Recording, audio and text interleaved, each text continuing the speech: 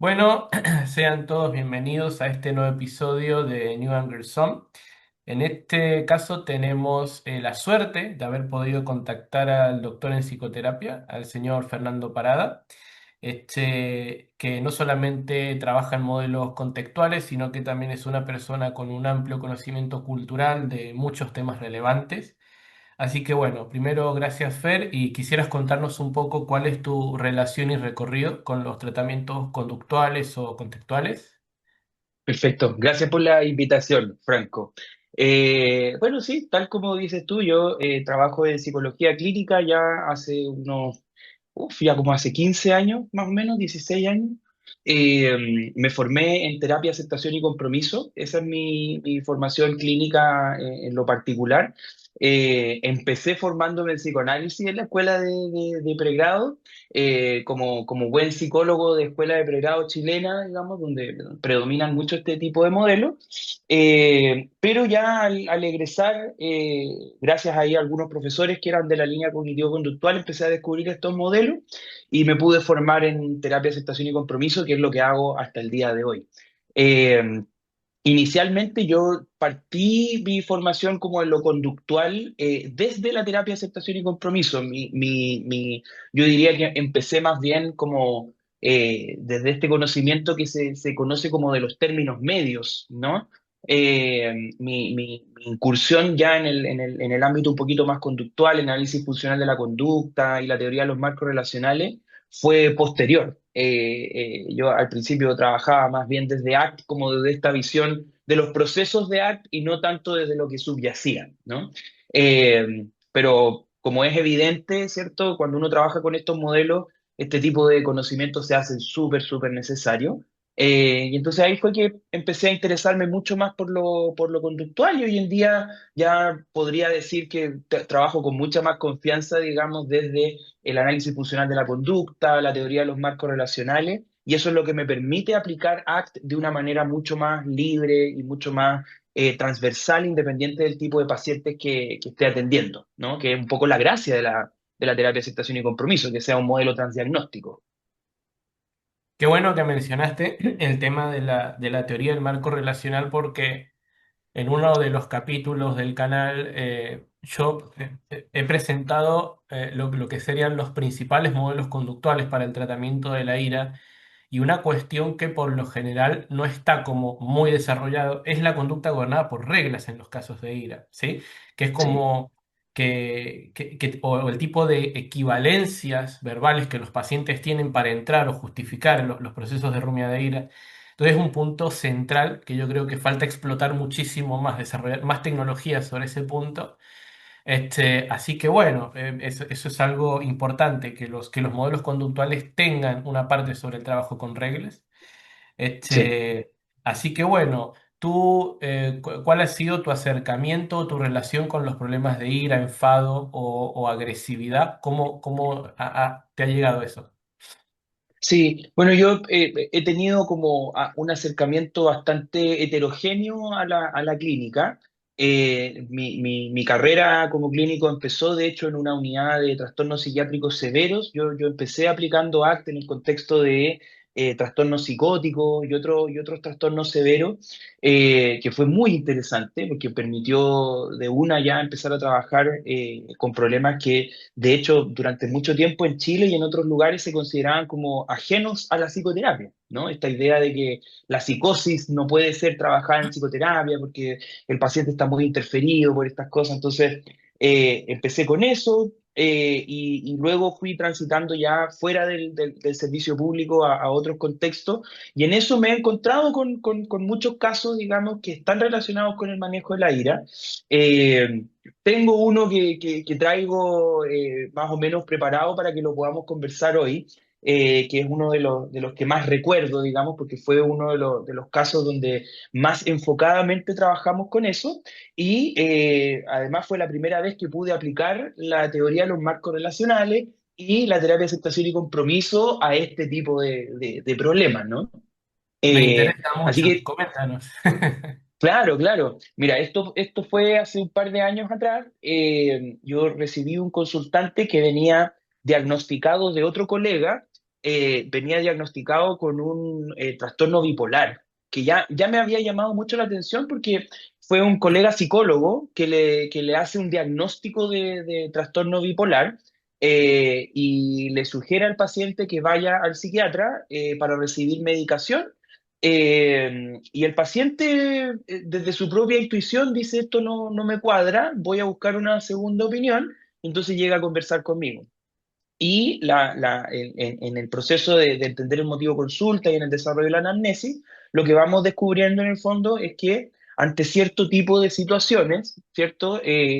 Particularmente en el trabajo, el consultante tenía el problema de un descontrol de impulso. Eso así lo refería a él. Si yo pierdo el control y me enojo demasiado y grito, y esto en el fondo lo lleva a consultar en el momento en que en una conversación con su jefe lo hace sentir criticado y él entonces se enoja de sobremanera, golpea la mesa, lo insulta y le dice renuncio, ¿no? A un trabajo que era un trabajo que él apreciaba bastante. Y entonces, bueno, afortunadamente su empleador tuvo ahí algo de empatía y posterior a este episodio conversan y es el mismo empleador el que le dice, mira, yo no te voy a aceptar la renuncia, entiendo que esto fue un arrebato, pero sí te voy a pedir que te hagas cargo de esto porque esto no puede seguir pasando. Y entonces ahí yo le pregunto a él, ¿no? Entrando ya como en el terreno del análisis funcional, ¿no? Y cómo uno lo trabaja directamente con el consultante. Yo le digo, bueno, pero cuéntame un poquito más cómo fue esa experiencia para yo poder entender realmente qué pasó y en qué momento surge esta rabia incontrolable que tú sientes. Y me dice, bueno, yo la verdad es que no lo sé muy bien, me dice, no entiendo muy bien en qué momento me enojo tanto. Eh, y me empieza a contar los hechos de manera encadenada, ¿no? Y lo primero que ocurre es que él es llamado a una reunión por su jefe eh, a propósito de una presentación que había tenido el día anterior, ¿no? Y entonces, cuando su jefe le dice, necesitamos conversar, necesito hablar contigo de la presentación del día de ayer, ¿no? El consultante inmediatamente empieza a pensar que algo malo le van a decir de lo que hizo en la presentación del día de ayer, ¿no? Encadenado a este pensamiento, ¿cierto? Viene una idea de que si él hizo algo malo, entonces lo van a despedir, ¿no? Y si lo van a despedir, está siendo víctima de una injusticia, porque había tenido poco tiempo para preparar la presentación, había tenido pocos recursos y la había preparado más o menos solo. Entonces, él me dice, en la sesión, me dice, yo antes de hablar con mi jefe, ya tenía armado todo el castillo, me dice. Había armado el castillo completo de lo que me iba a decir, cómo me lo iba a decir. Me dijo, yo llegué enojado a la sesión. Llegué enojado a la sesión, a la reunión, digamos, ¿no? Y entonces cuando llega a la reunión, tienen la conversación con su jefe. Y yo le digo, pero antes de que me cuentes la reunión, cuéntame un poco a qué te refieres con que llegaste enojado, ¿no? Y ahí entonces nos vamos al correlato más fisiológico, ¿no? A cómo se activa fisiológicamente a partir de estos eventos privados, ¿verdad? Que son gatillados por la invitación a la reunión. Y entonces él me dice que primero se siente muy angustiado y localiza la angustia en la boca del estómago. Me dice, empiezo a sentir una angustia bien importante, se me aprieta el pecho, me dice como que empiezo no sé, como a respirar más apurado. Me dijo, de hecho, mi pareja se dio cuenta, me preguntó qué me pasaba. Eh, y esto viene acompañado, ¿cierto?, de un aumento en la frecuencia de los pensamientos más negativos, ¿no? En la medida en que se activa fisiológicamente, eso tiene una retroalimentación también a nivel de los eventos privados. Entonces, en este círculo de retroalimentación, ¿cierto?, es que él ingresa a la reunión con su jefe, ¿no? Receta perfecta para el desastre. Entonces, ingresa a la reunión, ¿no? Él viene asumiendo todo lo que le va a decir su jefe, y su jefe le dice, mira, quería conversar contigo de lo que pasó. La verdad es que la presentación no estuvo mal, sin embargo, hubo algunas cosas que yo creo que tenemos que mejorar para la próxima porque el cliente habló conmigo y me dijo que habían cosas que no habían estado bien simplemente, ¿no? Y creo que eso tiene que ver con y me dice, alcanza a decirme eso, y ahí es donde él como que se exalta y me dice, no, yo te voy a interrumpir ahí, porque esto no puede ser, tú me dijiste que yo iba a tener poco tiempo, yo hice lo que pude con el tiempo que tenía, y es totalmente injusto que ustedes me vengan a echar la culpa a mí, y ahí me dice, ahí es donde pierdo el control. Me dice, de hecho, es tan así que no me acuerdo bien de lo que le dije, ¿no? No me acuerdo bien qué le dije, y yo le pregunté, le dije, pero cuéntame literalmente qué le dijiste, ¿no? Y me dice, no, no sé, no sé. Me dice, yo lo que estoy diciéndote es un poco lo que él me dijo que yo le dije, pero yo no me acuerdo muy bien. Entonces le dije, ok. Y en ese momento le dije, cuando estabas ahí, ¿no? ¿Qué más querías hacer? Y me dice, bueno, lo que quería hacer era golpear a mi jefe y salir corriendo. Salir corriendo. Lo único que pensaba, me decía, mi cabeza me traía este pensamiento una y otra vez de salir corriendo, salir corriendo, salir corriendo, salir corriendo. Yo le dije, ¿y salir corriendo para qué? ¿No? Me dice, para poder dejar de sentirme así como me sentía, no sabía qué hacer, ¿no? Entonces, bueno, ocurre este episodio, ¿no? Afortunadamente, como te contaba al principio, la consecuencia de esto es que su jefe en lo inmediato le dice, vamos a dejar la reunión hasta aquí, esto definitivamente no está bien, te voy a pedir que te calmes un poco y vamos a conversar cuando ya estés un poco más calmado.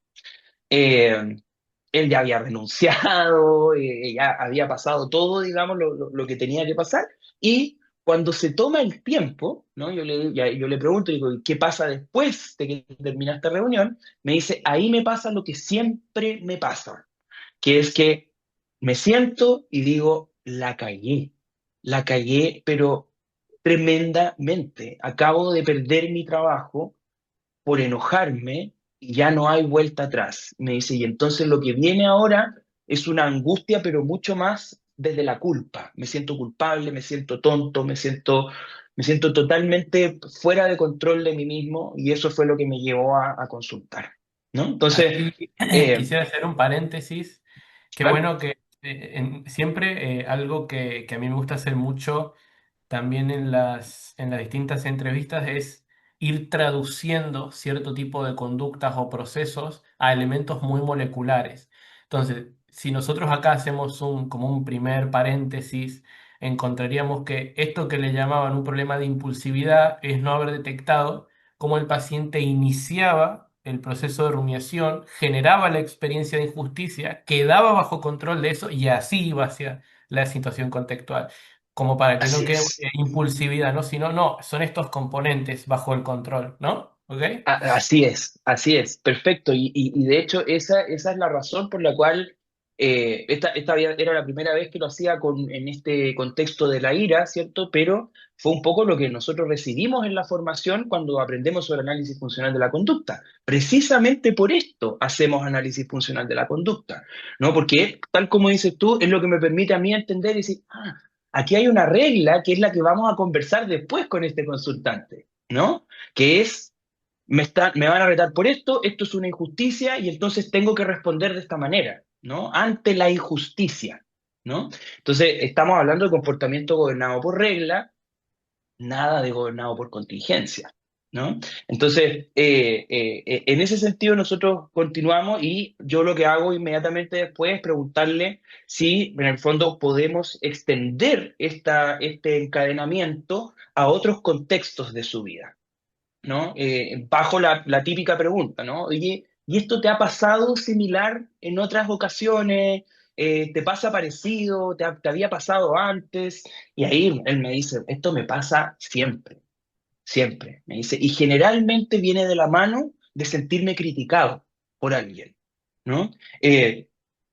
Dice, y es raro, me decía, porque por ejemplo, puede haber gente que yo no conozco que me critique y me resbala, me decía, me resbala, me hace así, ¿no? Pero cuando es alguien que me importa, no lo puedo tolerar, no lo puedo tolerar, me dijo, y normalmente, me decía, es que tengo esta sensación de que me están diciendo algo injusto y de ahí no puedo salir, de ahí no puedo salir, ¿no? Entonces, bueno, empezamos ahí. ya teníamos una primera noción, ¿cierto?, de este encadenamiento. Y entonces también, desde lo que uno aprende en la formación, yo dije, bueno, lo que tenemos que explorar aquí es el contexto histórico de esta conducta, ¿no? Vamos a trabajar desde el contextualismo funcional. Estamos entendiendo, ¿cierto?, que este despliegue de rabia, esta conducta iracunda, ¿no?, tiene una función en un contexto, y entonces tenemos que entender el contexto, ¿no?, para poder entender la función. Y ahí es donde vamos a revisar un poco como los antecedentes, ¿no? En qué otros momentos de tu vida ha pasado esto? ¿Cuándo crees tú que esto empezó a pasar? ¿No? Y él me dice, bueno, esto yo creo que viene mucho, además era una persona que como tenía una tendencia, ¿verdad?, a darle vuelta a las cosas, esta rumia, ¿verdad?, venía muy preparado en relación a de dónde venía esto, cómo se producía, ¿no? Entonces, fue algo que después incluso yo le mostré, le dije esto, ¿te fijas que esto puede ser al mismo tiempo algo terrible, pero también una gran herramienta? ¿No? Depende de cómo lo enfoquemos, ¿no? El tema de pensar en lo que nos pasa y poder analizarlo, ¿no? Eh, entonces él me cuenta, me dice, esto yo estoy casi seguro, me dice que viene de mis papás, de mis padres, ¿no? Mi papá era un hombre sumamente severo, decía, y cuando yo llegaba a la casa del colegio, yo llegaba con miedo. Y digo, ¿miedo de qué? Me decía, miedo de no ser lo suficientemente bueno para él, porque acá nosotros tenemos el sistema de evaluación de 1 a 7, ¿no? El 7 es la mejor nota que tú puedes obtener en un examen y el 1 es la peor. Entonces, y hay un continuo decimal, ¿no? 1,1 hasta 7,0. Me decía, yo podía llegar a mi casa con un 6,5 y mi papá me iba a decir que eso estaba pésimo y que yo debía haberlo hecho mejor y que yo debería haber estudiado más y que el 6,5 no es el ideal y que es el 7 el ideal. Me dijo, y eso yo me acuerdo y se activa, de hecho, ¿no? Durante la sesión, se pone a llorar.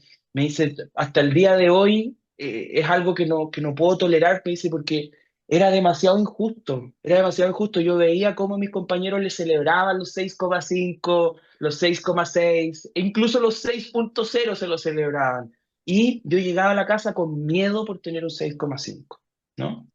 Entonces, me dice, yo siento que cada vez que alguien me va a criticar, es como que, y me lo dice de esta manera, me dice, es como que cambiara la cara y apareciera la cara de mi papá, ¿no? Y eso inmediatamente me hace pensar que me están criticando sin fundamento, que me están exigiendo más de la cuenta y que por lo tanto es una situación sumamente injusta y eso me enoja muchísimo, me da mucha rabia, ¿no? Sí, Entonces, ahí, sí. ahí también otro paréntesis relevante es el no pelearse con las variables de adquisición, que a veces es algo que le pasa por ahí a los analistas de conducta. Las variables de adquisición sirven para reconocer qué tipo de contenido el paciente actualiza en el presente, por lo cual el estado emocional se convierte en un problema, ¿no? Ujú. Totalmente, totalmente. Y él en el fondo, como te digo, él lo trae bastante claro. Y de hecho, luego me dice, bueno, esto no solamente ocurre con mi padre, sino que después empieza a pasar en otros contextos, empieza a pasar en otras situaciones. Y entonces me dijo, yo me di cuenta de que nunca es suficiente, nunca es suficiente. Yo puedo hacer lo que sea y siempre me van a criticar. Me dijo, y eso me parece tremendamente injusto, ¿no? Entonces, yo le empiezo a preguntar y claro, efectivamente hay situaciones, ¿verdad? Que para ti o para mí pueden ser completamente cotidianas, ¿verdad? Donde, no sé, alguien él tocaba música, ¿no? Tocaba guitarra y tocaba bajo. Entonces me dice, en algún momento, por ejemplo, estábamos en la sala de ensayo con mis compañeros de banda y yo tocaba un acorde equivocado y mis compañeros me decían, mira, este acorde en realidad no es un fa, es un fa menor. Ojo con eso. ¡Ta madre! ¿Cómo? ¿No? O sea, me equivoco en una nota y ya me están criticando, ¿no? Y yo le digo, ¿y qué te decían tus compañeros ahí? O sea, pero decía, flaco, lo único que te estamos diciendo es que hay que sacarle la tercera mayor y transformarla en tercera menor, eso es todo. No, no, no, no pasa nada, ¿no? ¿No? Entonces, él a pesar de que podía entender de dónde venía esto, y un poco como la serie de eventos, ¿no? que lo llevaban a pensar de esta manera, le costaba mucho entender por qué estaba reaccionando como estaba reaccionando y sobre todo le costaba generar una reacción alternativa, ¿no? Y eso es lo que él traía como motivo de consulta, de hecho. Decía, no sé, me decía, si voy a poder pensar distinto, porque lo tengo pegado. Me dijo, pero a mí me gustaría reaccionar distinto. Me dijo, por eso vengo contigo, porque le habían dicho que yo trabajaba con una cosa que se llamaba aceptación y compromiso. Entonces, me dice, creo que la palabra aceptación me hace sentido, porque estoy demasiado pegado con esto, no creo que yo vaya a poder pensar distinto porque esto es demasiado automático para mí, pero me conformo si puedo reaccionar distinto, porque le estoy haciendo daño a la gente que me rodea, me estoy haciendo daño a mí mismo, necesito aprender a reaccionar distinto, ¿no? Y a partir de eso es que empezamos a ya trabajar con los procesos de la terapia, aceptación y compromiso, ¿no? Ok, estamos entendiendo que aquí, ¿cierto? Hay una serie de eventos, ¿verdad? Que funcionan como estímulos discriminativos para el surgimiento de la ira, ¿cierto? Él lo tiene súper claro, esa parte fue bastante fácil de hacer. Cosa que no siempre es muy así, por eso traje este caso, porque está muy bonito como él lo va planteando. Y eso nos permite rápidamente pasar a hablar desde la terapia, aceptación y compromiso, es decir, ok, entonces, ¿para qué quieres reaccionar distinto? ¿No? Cuál es el motivo para reaccionar distinto? Y me dice, bueno, que tengo una pareja que me quiere y yo la quiero a ella, tengo unos compañeros de trabajo que me caen bien y con los que quiero mantener una buena relación, tengo compañeros de banda que ya están un poco aburridos de mi extrema sensibilidad a la crítica y no me gustaría perderlos. Ya he perdido bandas, ya he perdido trabajos y ya he perdido relaciones de pareja por esto. Entonces, entramos a trabajar en valores, ¿no? Y cuando hablamos de valores, hablamos de estas cualidades escogidas de vida, ¿no? Desde la terapia, aceptación y compromiso. Eso yo creo que es súper importante no confundir valores como estas categorías morales más impuestas por la sociedad, ¿no? Porque ahí nuevamente estamos hablando de conducta gobernada por reglas, ¿no? Tengo que ser responsable, tengo que ser puntual, tengo que ser buena persona, tengo que, ¿no? Más bien, ¿cuáles son aquellas direcciones de vida, ¿verdad?, que a ti te gustaría mantener a pesar de que estos episodios de rabia aparezcan cada cierto tiempo, ¿no? Y entonces ahí aparecen de manera muy relevante sus relaciones en el trabajo, sus relaciones de pareja y poder desarrollar también un espacio en la música donde él se sienta cómodo y se sienta tranquilo con sus compañeros de banda para no estar tocando solo en la pieza, me decía, porque si no me voy a transformar en un guitarrista de dormitorio y no quiero tocar con banda, ¿no?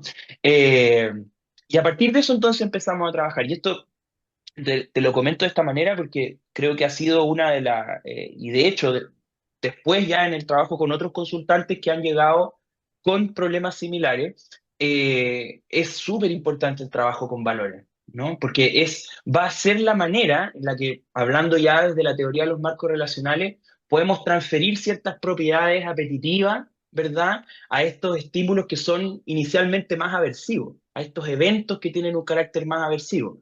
Yo puedo sostener la ira sin actuar en función de la ira, ¿cierto? Porque hay cosas que son más importantes para mí en este momento. Entonces, estoy enmarcando de manera jerárquica. Es más importante para mí tener una buena relación con mis compañeros de trabajo que golpear la mesa y decir que se vayan todos al carajo, ¿no? Y eso, en el fondo, me hace pensar que cuando la ira aparece, cuando la rabia aparece, ya no es la señal de que tengo que golpear la mesa, sino que es la señal de que tengo que respirar, tomarme un tiempo y pensar cómo quiero responder, ¿no? Entonces, me hace conectar, ¿no? En el fondo, cuando aparece la ira, ya no solamente aparece esto que llamamos el lado izquierdo de la Matrix en la terapia de aceptación y compromiso, que son las conductas evitativas, cómo lo hago para alejarme de esta sensación, sino que más bien el evento negativo, comillas, ¿verdad? Activa las acciones comprometidas,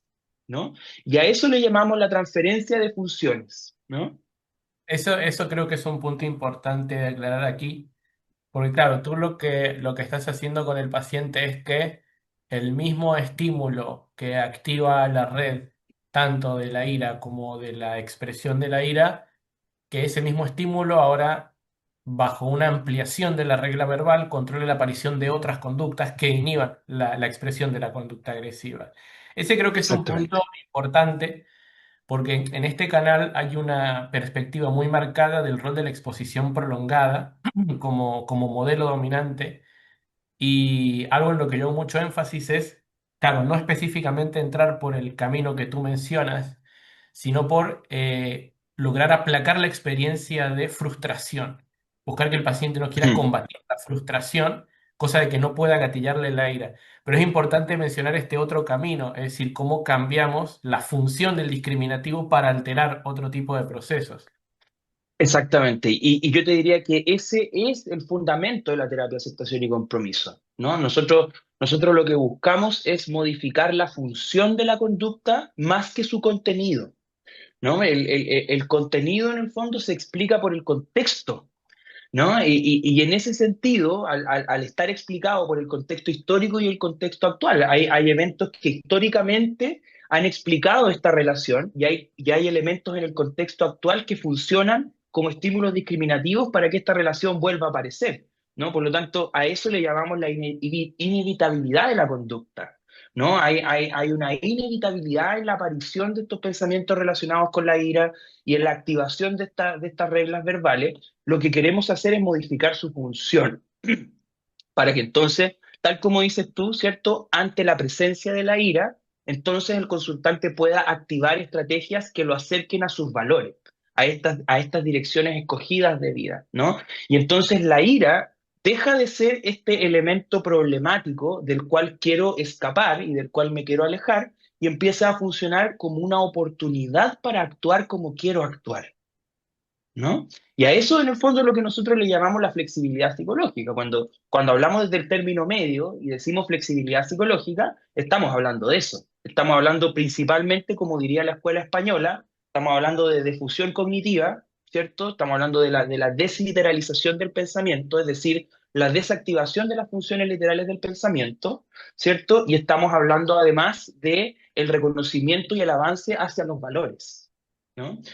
Cuando uno escucha a Carmen Luciano dice, terapia, aceptación y compromiso, sí, es bonito el Hexaflex, es bonito el Triflex, son increíbles estos modelos porque son súper explicativos.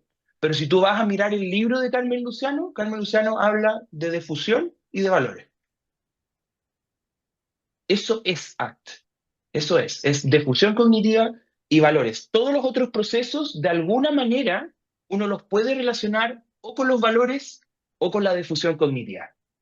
Es que son los únicos más imprescindibles para ampliar el repertorio ante el discriminativo, precisamente, y poner a competir Absolutamente. la expresión de la ira con otro tipo de comportamientos, ya sea que lo retrasen, que haya una habilidad social, que se retire y venga con otra habilidad. Es como el punto inicial, esa es la clave. Absolutamente, absolutamente. Y ahí es donde otra cosa que yo valoro mucho del trabajo con la terapia de aceptación y compromiso y el entrenamiento en flexibilidad psicológica, tiene que ver con el componente experiencial, a propósito de lo que tú decías de la exposición. Porque si bien nosotros estamos orientados a generar un cambio en la función, ese cambio en la función también ocurre a partir de una cierta exposición, ¿no? Y la exposición ocurre en el contexto de las sesiones a partir de ejercicios experienciales, ¿no? Vamos a gatillar, ¿cierto? Cosas similares a la ira que el paciente experimenta en su contexto natural, pero a partir de metáforas, de paradojas, ¿verdad? Y otro tipo de ejercicios que de alguna manera proveen un contexto de práctica, ¿no? Yo esto a mis consultantes siempre les digo que muchas veces cuando hacemos los ejercicios y todas estas cosas, ellos me dicen, oye, pero ¿por qué me contáis una historia así como de un invitado? Muchas veces me ha pasado, me dicen, yo no soy un niño. Entonces, yo le digo, entiendo eso, entiendo lo que me estás diciendo, pero mira, piénsalo de esta forma. Siempre les digo, no sé si viste Dragon Ball. esta serie de anime. ¿Te acuerdas que Sí. en Dragon Ball había una cámara del tiempo donde Goku y Vegeta principalmente, y después sus hijos y todo, iban y se encerraban ahí, y estar una hora ahí equivalía a entrenar como 10 años? Y entonces entrenaban una hora, salían y salían, pero super saiyajines, ¿no? Entonces decía, cuando trabajamos con metáforas, estamos entrando en una suerte de cámara del tiempo, ¿no? Donde estamos libres, ¿verdad? Del peso que tiene el episodio de ira en sí mismo, ¿verdad? Porque tú mismo me estás diciendo que para ti es muy difícil controlar la ira en ese contexto, pero cuando lo hablamos de esta manera ya no suena tan difícil, ¿verdad? No, no suena tan difícil. Ok. Entonces, lo que me importa no es decirte eres tonto y por eso te enseño de esta manera, sino que me importa que puedas aprender algo y luego poder aplicarlo en un contexto más difícil, ¿no? Esto es lo mismo que cuando uno aprende a tocar música, yo le decía. Cuando tú estás aprendiendo a tocar guitarra, ¿verdad? Aquí lo primero que te van a decir es que existen un par de notas, do, re, mi, fa, sol, la, si, ¿verdad? Ahora, sabiendo eso, vas a poder ir agregando niveles crecientes de complejidad para luego tocar un mi sostenido menor 7 con una oncena, no sé qué cosa, ¿no? Pero si no tienes el do, re, mi, fa, sol, así, ¿qué vamos a hacer?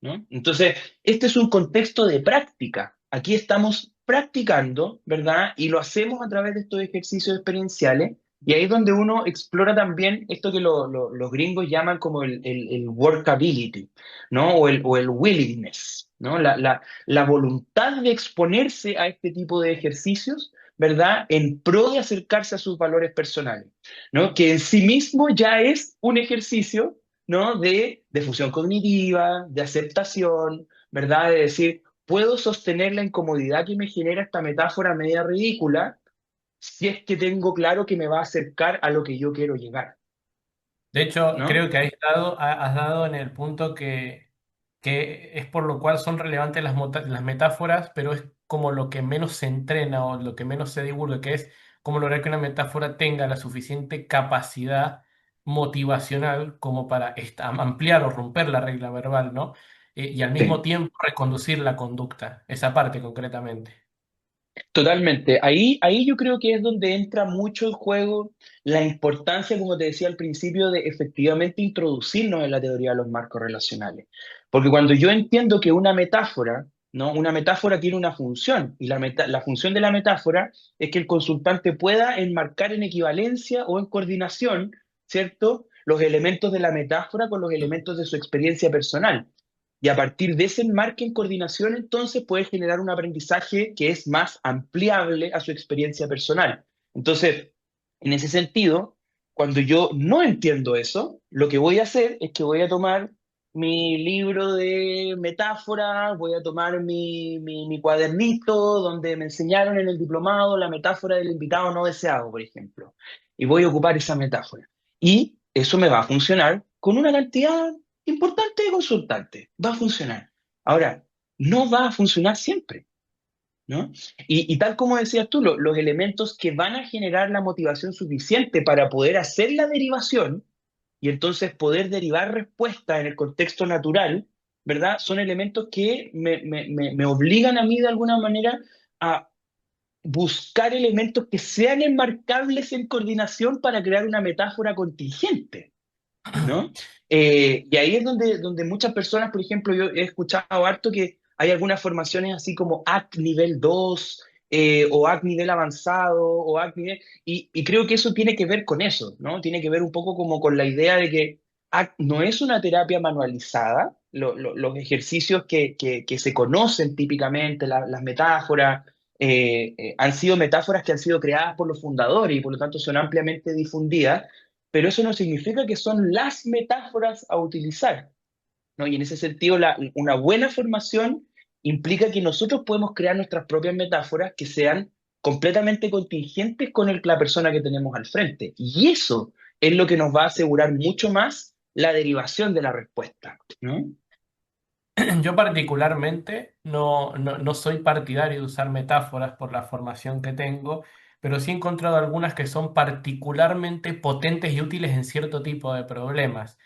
Por ejemplo, en el caso de la ansiedad generalizada, cuando uno tiene que entrenar, por ejemplo, ¿no? La conducta de solución de problemas y son pacientes que han desarrollado tanto miedo a ese tipo de comportamientos, yo inventé una basada en Evil Dead, en la franquicia de Evil Dead, que por Ajá, ejemplo, digo así, en la película te cuentan una historia que es como las personas quedan atrapadas y de repente los demonios están afuera al punto que cada vez tú te quedas más solo dentro de la casa y los demonios cada vez son más fuertes afuera.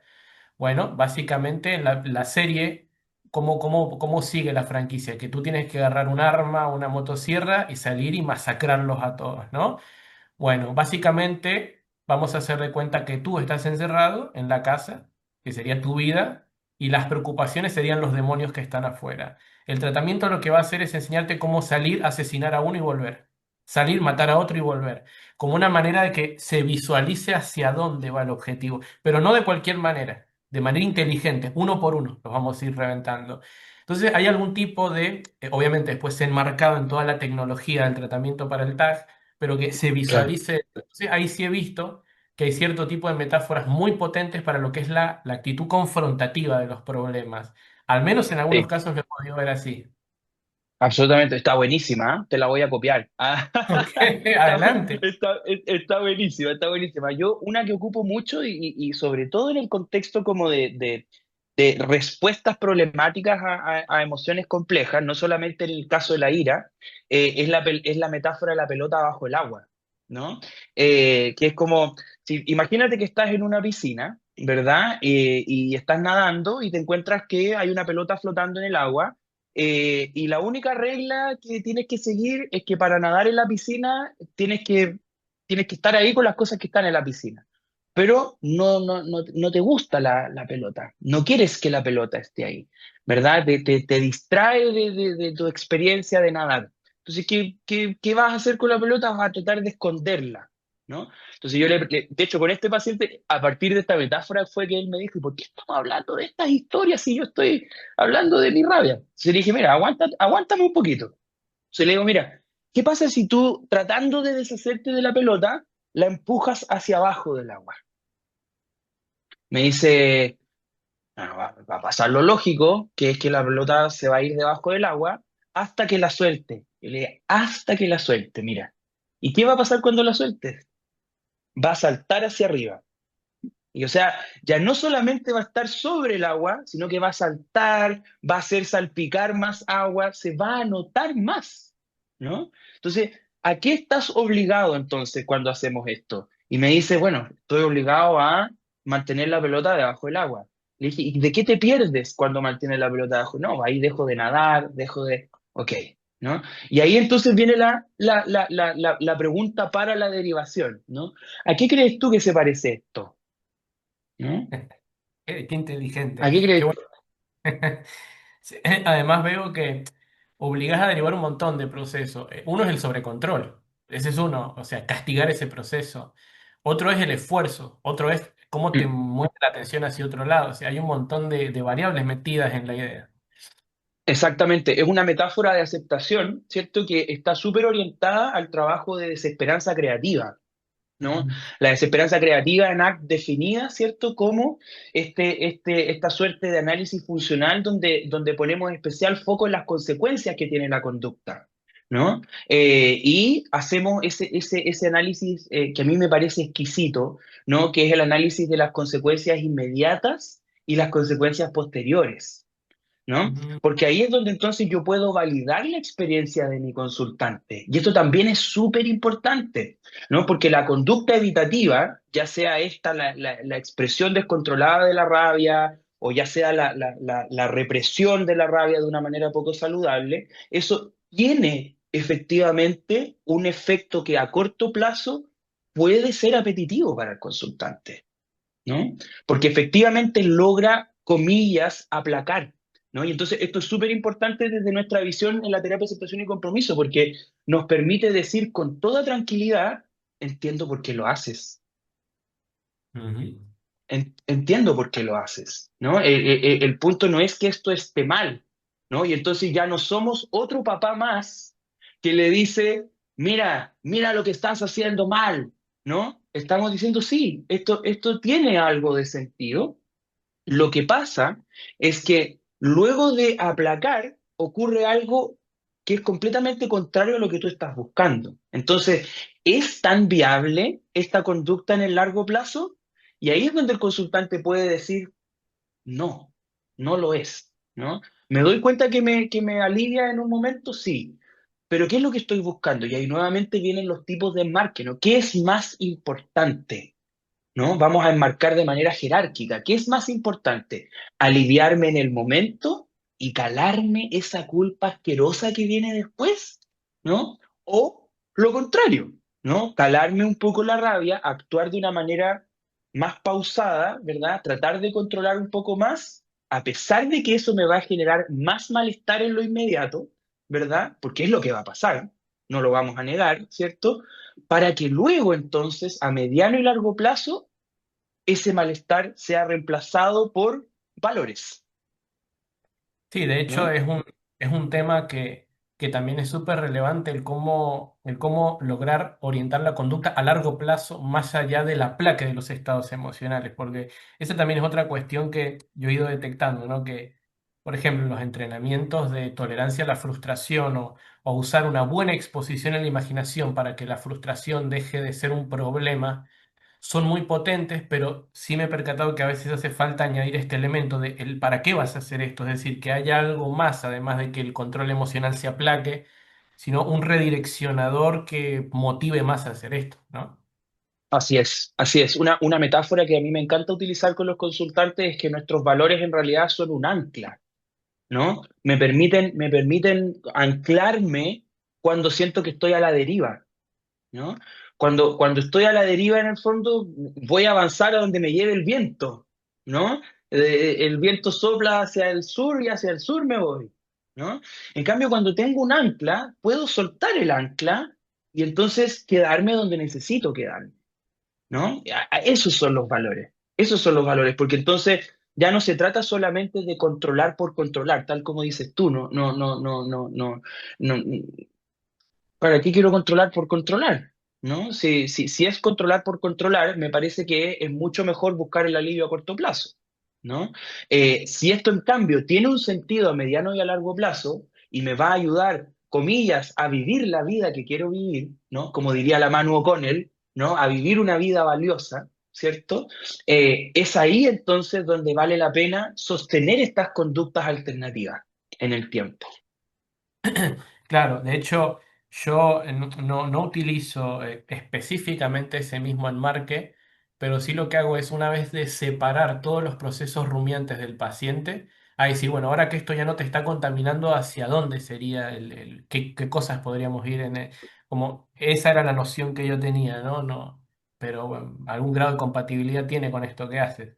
Ujú. Yo creo que es absolutamente compatible. O sea, si te fijas, lo que cambia un poco es el orden de los factores, ¿no?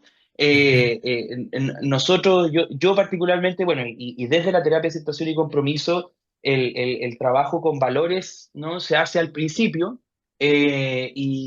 pero va a seguir ocurriendo a lo largo de la terapia. O sea, ¿por qué? Porque lo que suele pasar es que nuestros valores, ¿cierto? Se ven aplacados por la conducta gobernada por reglas, ¿no? Y esa es la dificultad, si no, nadie consultaría, si no, la terapia de aceptación y compromiso sería completamente innecesaria en el fondo, ¿no? Porque es bajo el control de las reglas verbales que se hace mucho más difícil la visualización y por lo tanto la conducta en dirección a estos valores, ¿no? Que si uno lo piensa, los valores también son reglas, y esto es súper importante, los valores también son reglas, y es importante decirlo porque no se trata de decir la conducta gobernada por reglas mala, la conducta gobernada por contingencias buena, ¿no? Desde la teoría de los marcos relacionales, nosotros llamamos a la conducta gobernada por reglas, podemos entender que la seguimos de distintas maneras, ¿no? Hay reglas que seguimos por pliance, es decir, porque vienen dictadas, ¿cierto?, por la comunidad verbal y las seguimos porque vienen desde afuera, ¿verdad? También las seguimos por tracking, ¿no? Es decir, por contingencia directa, ¿no? Pero también existen otro tipo de elementos que hacen que una regla pueda cambiar su función. Y una regla que en algún momento tuvo un carácter más bien apetitivo puede pasar a tener un carácter aversivo. ¿No? Por ejemplo, yo me pongo este chalequito, ¿verdad? Para la entrevista contigo, tú no haces ningún comentario, yo voy a otra entrevista con el chalequito y el entrevistador me dice, oye, qué horrible tu chaleco, no te puedes poner otro porque siento que se va a ver muy mal en la entrevista, ¿no? Y ese chalequito entonces que yo me había puesto porque consideraba que era una buena pinta para la entrevista, puede pasar a ser algo como, lo voy a dejar en el último rincón de mi closet. Entonces, la conducta gobernada por reglas tiene exactamente la misma forma de ser analizada que cualquier otra conducta. Va a depender de la función que tiene en un contexto determinado, ¿no? Buenísimo. Bien. Con este paciente que nos estabas comentando, ¿hiciste más experimentos, más intervenciones? ¿Cómo respondió al tratamiento? ¿Qué nos comentas sobre eso? Sí, nosotros estuvimos en un proceso, normalmente la terapia de aceptación y compromiso tiene lo que para mí es una ventaja, que es que no es un proceso demasiado largo, ¿no? ¿Por qué? Porque en el fondo lo que nosotros hacemos es machacar un poco los procesos hasta que hay una cierta autonomía en su ejecución, ¿no? Y en ese sentido, entonces, lo que hicimos fue explorar distintas metáforas asociadas o distintos ejercicios experienciales asociados, ¿verdad?, a los procesos de la terapia de aceptación y compromiso, particularmente enfocados en este caso, en la aceptación, por un lado, en los valores, por otro, y también súper fuerte por el lado de la disfunción cognitiva. Ahí hay algunos ejercicios muy buenos también, ¿no? Por ejemplo, el ejercicio es un ejercicio experiencial del cuaderno, ¿no? Yo les pido a los consultantes que tomen un cuaderno, ¿no? Y en una hoja del cuaderno escriban el pensamiento que ellos creen que los gatilla más, el más triggering de todos, ¿no? Y para este consultante era obvio, él lo tenía pero pensado de antes. Esto es injusto. Ese era el que para él no lo reventaba. Entonces yo le dije, escríbelo grande aquí, grande, grande, que se vea, que se vea. Ya, perfecto. Y lo escribió, le dije, muéstrame. Y me lo muestra, sí. Aquí está, perfecto. Ok. Dijo, si tuviéramos que poner este pensamiento en algún lugar entre este y acá, ¿dónde dirías tú que está ese pensamiento? ¿Dónde estaba ese pensamiento cuando tuviste la conversación con tu jefe, por ejemplo? Me decía, no, ese pensamiento en ese momento estaba aquí. Y le digo, ah, perfecto. Déjalo ahí. Y lo dejó ahí. Entonces yo le digo, ahora, con el cuaderno ahí, ¿qué estoy haciendo yo? Y yo empezaba a hacer en la cámara cosas así. ¿Qué estoy haciendo yo? Dice, no, no sé. ¿Cómo no sabe? No, no sé. Bueno, ¿qué tienes que hacer? ¿Qué crees tú que tienes que hacer para poder ver lo que estoy haciendo? Me dice, bueno, mover el cuaderno.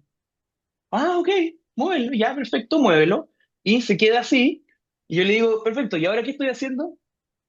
Me dice, estás moviendo las manos de una manera particular. Yo le digo, perfecto. Dije, ¿qué tuviste que hacer con el cuaderno?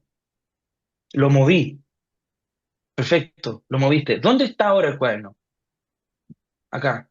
O sea, todavía tienes el cuaderno y teniendo el cuaderno puedes ver lo que estoy haciendo. Sí. Ah, ok. O sea que podemos tener este pensamiento y aún así ver otras cosas. Sí, ok. Entonces, ¿cuál es el problema? Es que tengas este pensamiento? Y me dice, no, es dónde lo pongo cuando lo tengo. Y yo, mm. Qué interesante, qué interesante. ¿Cómo se vería en la vida real? Y dije, ¿cómo crees tú que se vería poner este cuaderno un poco más lejos? Me dijo, bueno, eso es lo que a mí me cuesta hacer, como tomarme el tiempo para poder, ¿no?, mirar qué más está pasando. Me dijo, porque si yo lo pienso ahora, mi jefe me dijo que la presentación dentro de todo había salido bien, pero que había tenido algunos detalles. Me dijo, yo ahora entiendo eso, en ese momento no lo escuché y creo que no lo escuché porque estaba así. Y le dije, ok, ¿tú cómo hubiese sido si hubiese estado así, con el cuaderno abajo? Me dice, yo creo que habría podido escuchar que él quería que cambiaran algunas cosas de la presentación y ya. Ok, le dije, ¿y eso significa que no te habría dado rabia? ¿No habría sentido nada? ¿Te habría sentido perfecto y totalmente en control? No, me dijo, yo creo que igual me habría, pero no habría golpeado la mesa, no habría hecho esas cosas terribles que hice. Ajá, ok. ¿No? Entonces, ahí nuevamente, ¿no? Es muy similar al ejercicio de la pelota debajo del agua, ¿no? Pero ahora ya estamos hablando también, estamos introduciendo el concepto de la perspectiva, ¿no? Y cómo la perspectiva influye en la manera en que experimentamos un evento privado, ¿no? Porque cuando el evento privado está así y cuando el pensamiento tiene esta función literal, ¿verdad? Entonces esto es injusto. ¿Mm?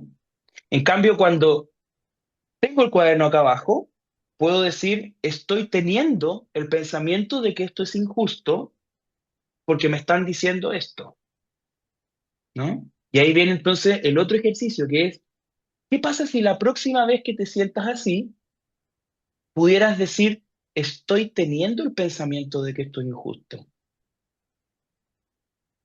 ¿Mm? En vez de decir esto es injusto, ¿crees tú que cambia algo? Mm, ¿No? Y entonces la exploración en el fondo tiene que ver constantemente con esta idea, ¿no? De van a aparecer estos pensamientos, esto va a ser gatillado por distintos estímulos discriminativos, ¿no? Sobre los cuales no tienes absolutamente ningún control, ¿verdad? Por lo tanto, no debiéramos esperar que el control esté puesto sobre la aparición del evento aversivo, ¿no? Sino que más bien sobre lo que yo voy a hacer en presencia del evento aversivo, ¿no? Y ahí entonces aparece la toma de perspectiva como un elemento fundamental y también la aceptación en el sentido de estoy dispuesto a sostener este pensamiento sin actuar en función de él porque quiero actuar en función de esto otro, valores, Sí, de hecho, ¿no? creo ahí diste en el clavo de algo que es central aquí, que es que un trabajo que he visto yo que al menos es como uno de los más útiles cuando uno empieza a intervenir en Rumia, es establecer algún elemento verbal que favorezca el distanciamiento, de como sea. Pero, y una vez que favorece, empezar a meter conductas alternativas ahí en ese gap que se abre. Entonces, Así eso es. ayuda muchísimo, ya sea la discriminación con el registro, la discriminación de cómo te llega. Cuando uno favorece mucho esa transición, ahí es donde los pacientes empiezan como a mover el foco atencional. Exactamente, exactamente. De hecho, lo que nosotros logramos y uno de los momentos súper importantes de nuestro proceso fue que él solo llegó a la conclusión de que lo que le gustaría hacer en un momento como ese, por ejemplo, con su pareja, fue la primera área en la que trabajamos, porque era donde le pasaba más seguido. Me dice, ¿sabes qué? Lo que yo quiero hacer es algo que he visto en algunos lugares, pero no lo he intentado. Siento que ahora sí lo puedo intentar y es decirle a mi pareja, ¿sabes qué? Esto que me dijiste me hace sentir rabia y no quiero actuar con rabia. Necesito que nos tomemos un tiempo para después seguir conversando. ¿Mm? Y entonces, para mí esos son esos momentos que como que te vuelan la cabeza, ¿no? Porque es como, bueno, perfecto, o sea, puedo sostener la emoción, ¿verdad? Puedo sentirla, puedo experimentarla, puedo sensarla, tanto en mi cuerpo como a nivel de mis pensamientos, lo suficiente como para darme cuenta de que estoy a punto de hacer algo que no quiero hacer, ¿verdad? Y en vez de persistir en este control infructuoso, ¿cierto? Puedo entonces actuar un poco más desde la compasión, que es otro elemento súper central en la terapia de aceptación y compromiso, y decir, mira, me siento así en este momento, estoy teniendo estos pensamientos, no lo puedo evitar, pero sí puedo evitar reaccionar mal ante ellos. Y para eso necesito que me des unos 5 minutitos, ¿no? Y empezó a practicar eso con su pareja. Empezó a decirle a su pareja, mira, y la primera vez que lo hizo, llega de vuelta a la sesión y me dice, me acabo de ahorrar una pelea esta semana. Dice, no puedo creer, no puedes creer lo feliz que estoy, ¿no? De hecho, su pareja después se le acerca y le dice, gracias, gracias, porque yo sé que esto te costó, gracias, ¿no? Has Y dado entonces, en un ejemplo súper complejo ahí, porque vos sabés que nosotros ahí en Ductum estamos trabajando mucho en refinar muchos protocolos conductuales para Rumia, y uno de los elementos capitales es cuando una habilidad social tiene también funciones antirrumias y se vuelve más eficiente que simplemente ser una habilidad social. Entonces, ese es un elemento central, porque ahí matás 5 pájaros de un golpe. O sea, eso es capital, eso. Absolutamente, absolutamente, es capital, ¿no? Porque eso mismo entonces, a partir de estos mismos principios, ¿cierto? De la teoría de los marcos relacionales, es una conducta que es derivable y arbitrariamente aplicable, ¿no? Entonces, si yo ya la aprendí en un contexto, puedo derivarla a otros contextos. Si ya lo aprendí acá, entonces lo que nosotros empezamos a trabajar es cómo se vería esto en el trabajo, cómo se vería esto con la banda, ¿no? Y entonces es como, increíble, y esto también lo puedo. Entonces, y ahí empezamos además a lograr algo que también es parte central de la terapia de aceptación y compromiso, y es que cuando actuamos en función de los valores, lo que estamos haciendo es cambiar la fuente de reforzamiento de la conducta, ¿no? Cuando hablamos de valores, estamos hablando de una fuente de reforzamiento positivo, ¿no? Por el contrario de la acción evitativa, que es una fuente de reforzamiento negativo, ¿no? Yo me saco la rabia cuando le grito a alguien, ¿no? Yo me desquito, me desahogo, ¿no? Eso es lo que ocurre, estoy echando para afuera, como se dice, ¿verdad? En cambio, cuando hago esto otro, ¿verdad? No necesariamente estoy echándome la rabia hacia afuera, ¿no? Y lo que voy a recibir a cambio es algo que yo estaba buscando, ¿no? Está ese refuerzo positivo. Entonces, cambiamos la fuente de reforzamiento, ¿verdad? Y el refuerzo positivo tiene este carácter súper motivante para el consultante también, porque lo puede ver. Su pareja le dio las gracias, ¿no? Su jefe le reconoció el esfuerzo, sus compañeros de banda están más tranquilos con él y sienten que le pueden hacer un poco más de crítica, ¿verdad? Porque él no necesariamente no se va a enojar, pero les va a decir, ya, ok, voy a revisarlo. Sí, inclusive te da mucho la pauta para después empezar a trabajar los problemas de identidad. Pero si yo no me enojo, significa que, no, no, vamos a ir moviéndonos por las consecuencias que esto tiene, ¿sí? A poner las consecuencias a competir con este intento rumiante de necesito enojarme más o necesito mantenerme enojado. Eso también sirve muchísimo, ¿eh?